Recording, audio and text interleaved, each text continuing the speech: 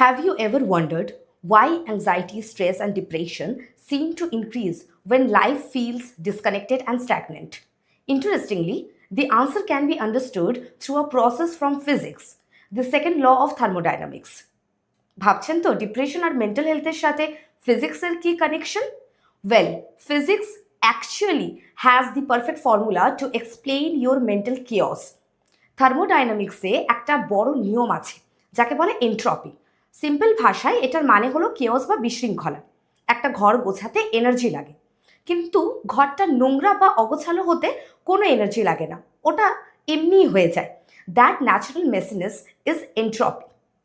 Physics বলে কোনো সিস্টেমে বাইরে থেকে এনার্জি না দিলে ওটা অবধারিতভাবে নোংরা আর অগোছালো হবে।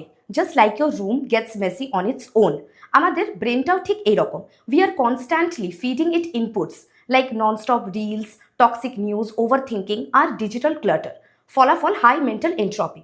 ব্রেনের ভেতরে চিন্তা ভাবনাগুলো জট পাকিয়ে যায়, আর ওখান থেকে জন্ম নেয় মেন্টাল ডিসঅর্ডার। থার্মোডাইনামিক্সের থার্ড ল বলে কোনো সিস্টেমকে শান্ত করতে হলে টেম্পারেচারকে অ্যাবসলিউট জিরোতে নিয়ে যেতে হবে, তবেই এন্ট্রপি শূন্য হবে। তার মানে two cure mental chaos you need absolute stillness. Stop consuming garbage, sit in silence, and hit the reset button.